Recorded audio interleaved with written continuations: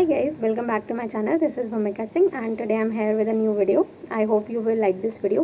But पहले मैं पिछली अपनी वीडियोस के लिए जिसमें आपने मुझे बहुत प्यार दिया और जिसमें आपने मुझे बहुत सपोर्ट किया, thank you so very much. I am grateful to you guys. I hope you will like me as मतलब like now onwards as well. तो आज हम बात करेंगे, आज हम डिस्कस करेंगे कि जो मतलब लाइक कोई भी जब अपनी यूपीएससी की जर्नी स्टार्ट करने वाला होता है तो उसके मन में कुछ डाउट्स आते हैं कि हम शुरू कहाँ से करें, हम कोचिंग लें या हम सेल्फ स्टडी करें, हमारा प्लान कैसा होना चाहिए, हम करंट अफेयर्स कहाँ से पढ़ें, हमें आंसर राइटिंग क्या स्टार्टिंग से ही स्टार्ट कर देनी चाहिए. तो ये कुछ कॉमन डाउट्स हैं हर एक इंसान के मन में आते हैं जब भी वो यूपीएससी की तैयारी शुरू करने जाता है. तो आज हम इसी चीज़ पे डिस्कस करेंगे. And if you are starting your journey तो yes this video is for you and end तक ज़रूर देखिएगा. आई होप कि आपको कुछ इंसाइटफुल गाइडेंस मिल सके इस वीडियो से. So let's start. First question लेते हैं, कोचिंग या सेल्फ स्टडी. तो देखिए, मैं यही बोलना चाहूँगी कि कोचिंग आपको एक गाइडेंस की तरह से मतलब लाइक गाइडेंस प्रोवाइड कर सकती है, आपको एक स्ट्रक्चर आपकी तैयारी में दे सकती है.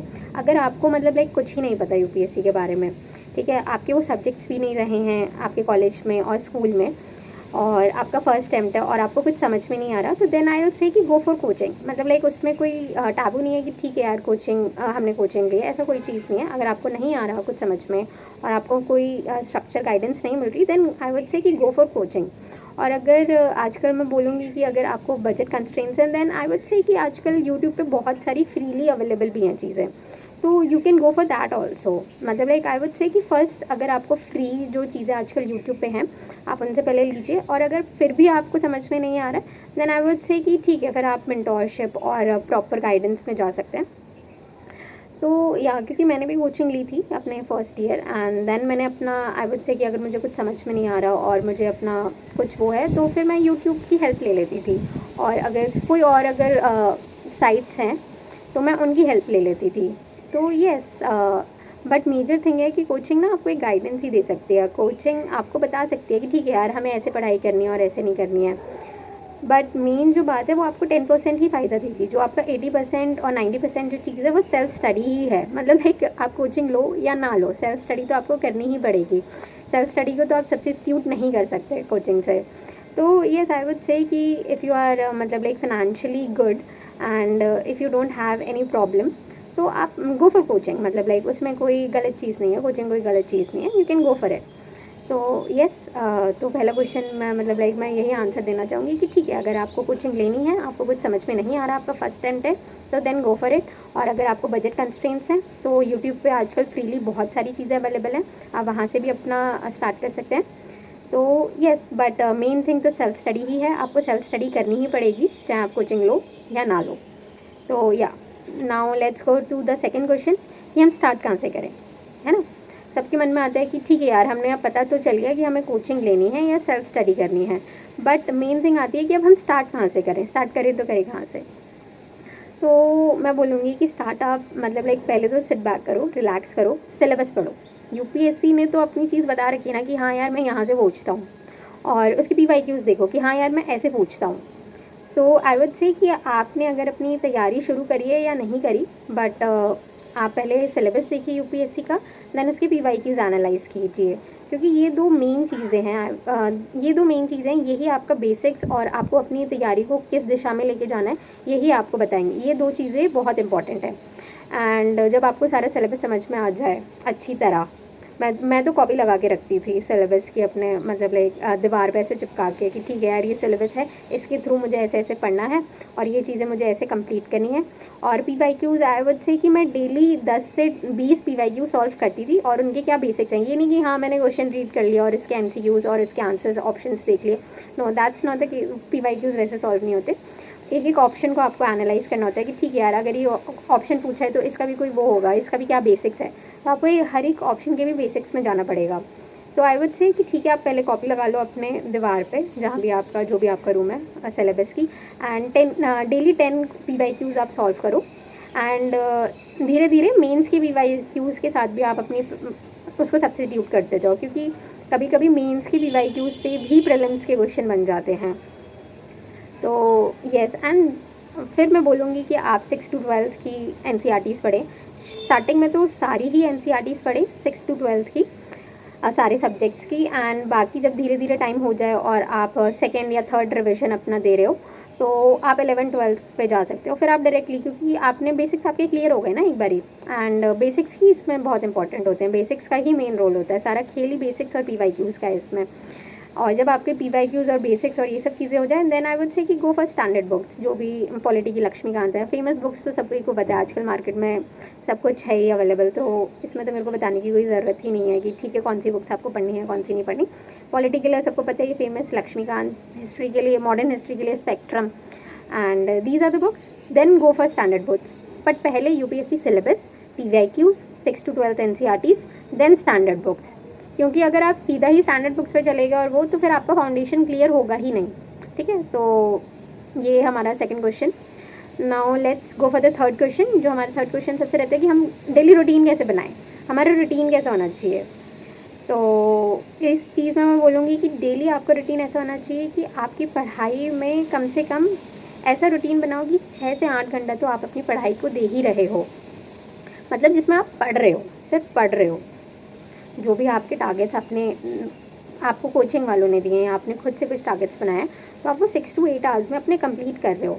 And then I would say कि फिर 1 घंटा जो आप निकालें, 1 घंटा आप अपने पढ़ाई के लिए, आप जो भी आपने वो 6 से 8 घंटे में पढ़ा है उसको रिवाइज़ करने के लिए निकालें। क्योंकि ये जो 1 घंटा होगा ना, ये मेक और ब्रेक करेगा आपकी जर्नी। ये 1 घंटा रिविजन के लिए बहुत इंपॉर्टेंट है।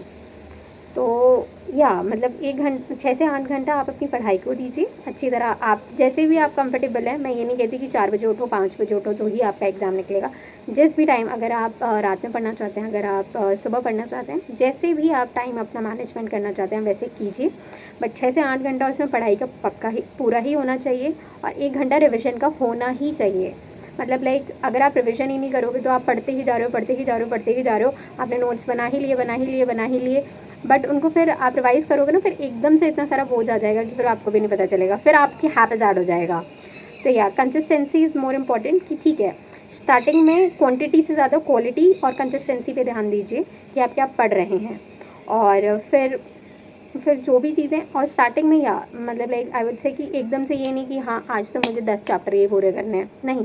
गो फॉर कि ठीक है आज मुझे यार 2-3 चैप्टर्स पूरे करने हैं, या मेरे अगर आपकी कैपेसिटी है, आप अपनी कैपेसिटी के साथ, जैसे मैं एक दिन में शायद से 3 से 4 चैप्टर्स कंप्लीट कर लेती थी, तो आप अपनी कैपेसिटी के साथ जा सकते हैं। कि अगर आप उससे ज़्यादा कर सकते हैं तो आप प्लीज़ उससे ज़्यादा कीजिए, अगर आप उससे कम कर सकते हैं तो उससे कम कीजिए।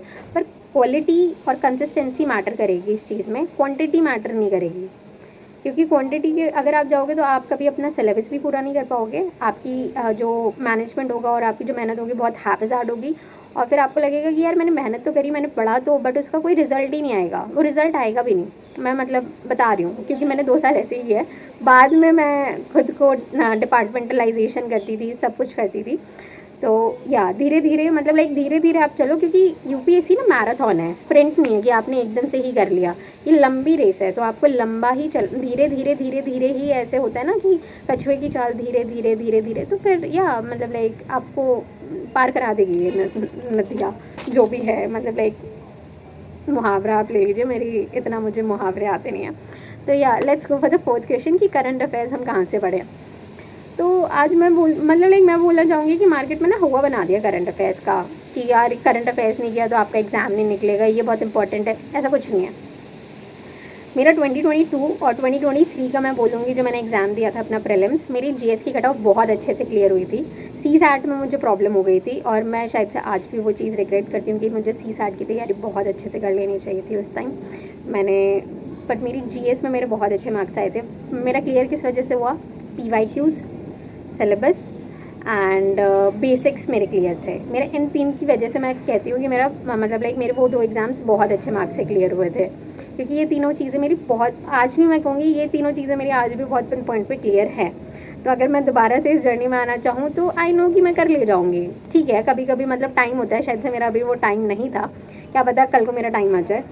तो हाँ, मैं यही बोलूँगी कि करंट अफेयर्स के पीछे ना भागे। स्टार्ट अगर आप कर रहे हैं तो आप न्यूज़पेपर डेली पढ़िए, क्योंकि मैंने भी एक 2 साल डेली ही न्यूज़पेपर पढ़ा। And after that I would say कि न्यूज़पेपर फिर आपको पता चलेगा कि ठीक है क्या चीज़ें होती हैं, कैसी चीज़ें होती हैं, डेली कौन से टॉपिक्स आते हैं। तो आजकल फ्रीली फिर ऑनलाइन चीज़ें अवेलेबल हैं, साइट्स अवेलेबल हैं जहाँ पे मतलब लाइक ऑप्टिमाइज आईएएस है, नेक्स्ट आईएएस है, तो ये डेली अपने डालते हैं कि टॉपिक्स की, ठीक है आज कौन से टॉपिक्स इंपॉर्टेंट है, तो आप वहाँ से भी जाके सीधा देख सकते हैं और एनालाइज कर सकते हैं। 1 घंटा फिर आप अपने उसको दीजिए शुरू में, बट आई वुड से कि आप न्यूज़पेपर पढ़ने की हैबिट डालिए, क्योंकि दैट इज़ इंपॉर्टेंट। वो आपको समझाएगा कि हाँ ठीक है यार, हमें क्या पढ़ना होता है, कैसे पढ़ना होता है और क्या नहीं पढ़ना होता है। तो येस, करंट अफेयर्स के पीछे ज़्यादा मत भागो। करंट अफेयर्स शायद से 20% इंपॉर्टेंट है प्रीलिम्स के लिए, मेंस के लिए भी आई वुड से कि 30-40% जो भी फैक्ट्स डेटाज है वो ज़्यादा इंपॉर्टेंट है। पर निकालेगा क्या, यूपीएससी का एग्ज़ाम वही क्लियर कर सकता है जिसका बेसिक क्लियर है। करंट अफेयर्स अगर आपने रट भी लिया सब कुछ है तो करंट अफेयर्स आपका एग्ज़ाम नहीं निकालेगा। तो येस, करंट अफेयर्स को उतना ही टाइम दीजिए जितना वो इंपॉर्टेंट है। 20% इंपॉर्टेंट है तो 20% अपना टाइम करंट अफेयर्स को दीजिए, 80% अपना टाइम बेसिक्स और पीवाईक्यूज़ और इन सब को ही दीजिए, ठीक है। तो yes, and last question I guess कि हमें आंसर राइटिंग अब से करनी चाहिए। आंसर राइटिंग मैं बोलूँगी शुरू में मत कीजिए। 50% जब आपका सिलेबस पूरा हो जाए और अब आपको पता है कि ठीक है यार, अब मुझे ना बेसिक्स मेरे थोड़े क्लियर हो गए हैं, मुझे थोड़ा सिलेबस भी समझ में आ गया, मैंने थोड़ी पढ़ाई भी कर ली है, आपने कुछ एमसीक्यूज़ लगाए हैं, आपने कुछ क्वेश्चंस देखे हैं, आपको पता है कि ठीक है यार अब मैं इनके आंसर्स दे सकता हूँ, अब मैं इस चीज़ पे पहुँच गया हूँ कि हाँ यार अब मैं इन चीज़ों के आंसर्स दे सकता हूँ। Then start writing. मतलब हफ्ते में 3 से 4 आप क्वेश्चन लिखिए, अच्छी तरह लिखिए, मतलब लाइक प्रॉपर। फिर आप धीरे धीरे स्टार्ट ही कीजिएगा, धीरे धीरे ही, मतलब लाइक धीरे धीरे ही होगा। आप ये सोचिए कि हाँ मैं पहली बार में ही एकदम परफेक्ट आंसर लिख लूँगा, दैट्स नॉट द केस, वो कभी किसी का होता भी नहीं है। तो या answer writing I would say कि स्टार्टिंग में स्टार्ट ना कीजिए, जब आपका 50-60% सिलेबस पूरा हो जाए, आपको पता चल जाए कि ठीक है यार अब मैं आंसर्स लिख सकता हूँ, अब मैं क्वेश्चन के आंसर्स दे सकता हूँ, then go for answer writing. And इस वीडियो को सो या आई गेस यही कुछ कॉमन पॉइंट्स थे जो मुझे आज डिस्कस करने थे। एंड इस वीडियो को एंड करने से पहले मैं कुछ बोलना चाहूँगी कि हम कुछ मिस्टेक्स होती है यूपीएससी में, मतलब लाइक जो हम करते हैं, मतलब लाइक हर कोई ही करता है, हमने भी करी है और शायद से कोई और भी अभी कर रहा होगा, तो उन मिस्टेक्स को अवॉइड करना चाहिए। पहली मिस्टेक है जिसमें हम ओवर रिसोर्स कर लेते हैं अपनी चीज़ें, कि हम हर बुक ले आए, हर पीडीएफ हमने ले ली, तो ये हमें नहीं करना, ठीक है। कुछ गिनी चुनी किताबें हैं, कुछ गिनी चुनी चीज़ें हैं, वही हमें पढ़नी है। अंडर द स्काई हमें नहीं पढ़ना, जो मिथ है कि हाँ हमें अंडर द स्काई पढ़ना होता है, अंडर द स्काई हमें इसमें नहीं पढ़ना। अगर आप बुक्स और पीडीएफ ही कलेक्ट करते रह गए तो फिर आप पीडीएफ कलेक्टर और बुक कलेक्टर बहुत अच्छे बन सकते हो, बट यूपीएससी आप पर जो मेन कलेक्टर है आप वो नहीं बन सकते, ठीक है। Then second mistake I would say कि आपको अवॉइड करनी चाहिए कि वीकली और मंथली प्लान्स बनाओ, है ना। ये नहीं कि ठीक है मैंने पूरे 1 साल का प्लान बना लिया और फिर मैंने उसको वीकली और मंथली देखा ही नहीं कि हाँ यार मैंने क्या अचीव किया और मैं कहाँ रह गया, मेरे क्या टॉपिक्स थे या मेरा जो भी प्लान था वो कहाँ पे बैक फॉरवर्ड कर गया, तो ये सब तो आपको देखना ही पड़ेगा। एंड आई वुड से कि ये आपको मतलब बताएगा भी ठीक है आपने मंथ में आपने ये चीज़ अपना टॉपिक पूरा कर लिया है ना, और वीकली आपने ये चीज़ पूरी कर ली, तो आपको ये बूस्ट भी करेगा। अगर आपने बहुत ही अच्छा आपका प्लान चल रहा है तो आपको बूस्ट भी करेगा, ठीक है यार I am doing good, I am doing great. And third mistake I would say कि हेल्थ सब शुरू में हेल्थ हर कोई अवॉइड मतलब लाइक ऐसे ही लेता है कि ठीक है यार क्या है, हम तो सही हैं, यंग हैं, वो हैं। विद द टाइम ये आपको मेंटली बहुत ऐसा ड्रेन कर देगा, आपको भी नहीं पता चलेगा। तो आपकी मेंटल हेल्थ, फिजिकल हेल्थ दोनों बैलेंस में होना बहुत ज़रूरी है इस तैयारी में सर्वाइव करने के लिए।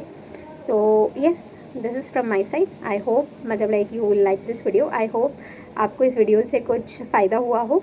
एंड या आई वुड से कि मतलब like I would say all the best to all the guys out there जो भी ये तैयारी शुरू कर रहे हैं, जो भी इस जर्नी में आ रहे हैं।